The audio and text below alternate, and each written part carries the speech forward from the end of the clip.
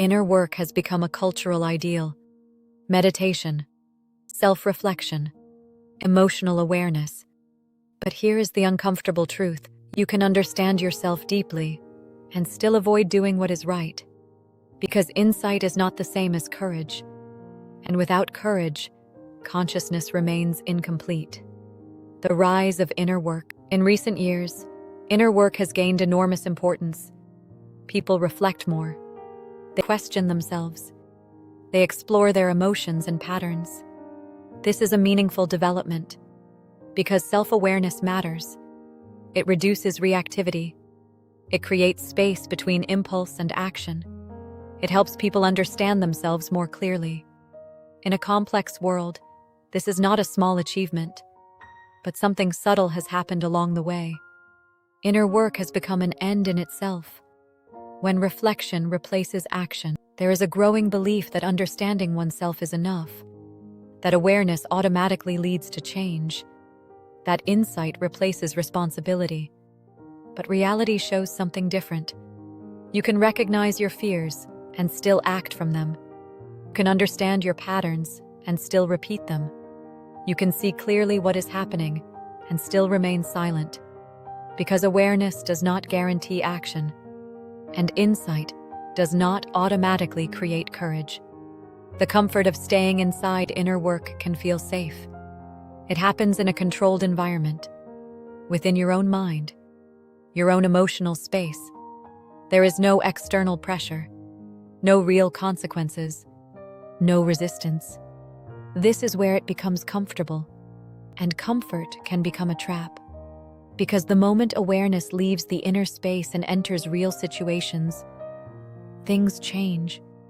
There are risks, misunderstandings, conflict, rejection, and suddenly, insight is no longer enough. The moment where it matters. There is always a moment where inner work meets reality, a moment where something needs to be said, or done, or refused. And in that moment, one question becomes central. Do you act, or do you withdraw? Do you stay clear, or do you adapt? Do you remain present, or do you avoid discomfort? This is where consciousness is tested, not in meditation, not in reflection, but in action. Why moral courage is rare. Moral courage is demanding. It requires clarity under pressure. It requires stability when things become uncertain. It requires the ability to remain grounded while facing disagreement or resistance. And modern culture does not necessarily support this. It rewards adaptation. It rewards belonging. It rewards agreement. Standing out comes with a cost, and that cost is often avoided, even by people who are highly self-aware.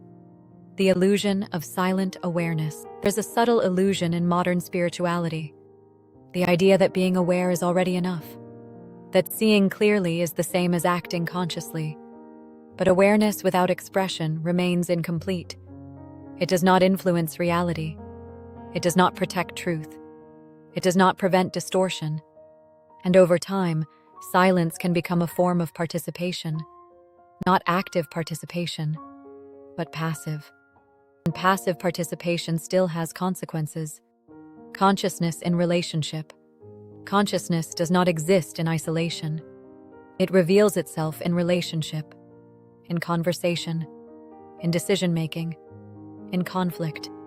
It becomes visible when something is at stake, when there is pressure, when there is uncertainty. A person who is truly grounded does not only understand themselves, they remain present in difficult situations. They listen without collapsing. They speak without aggression. They stay clear without becoming rigid. This is not easy, but it is real. Inner work as preparation. Inner work is not unnecessary. On the contrary, it is essential, but its role is often misunderstood. It is not the goal. It is preparation. Preparation for moments where clarity meets reality, where understanding becomes action, where awareness becomes responsibility. Without this step, inner work remains incomplete. It stays inside and does not unfold its full potential. The risk of self-contained spirituality. When inner work remains disconnected from action, it can become self-contained. A closed loop. You reflect. You understand. You feel better. And then the cycle repeats. But nothing fundamentally changes. Because change requires friction. It requires engagement.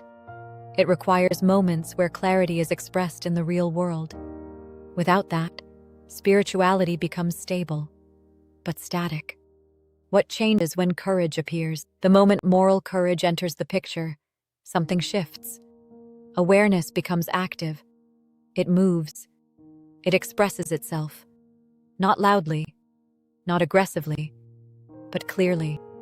A person with moral courage does not avoid difficult conversations, does not follow group pressure blindly, does not sacrifice clarity for comfort. This is not about being right.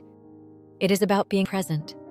Beyond comfort, spirituality often emphasizes calm, peace, balance, equanimity.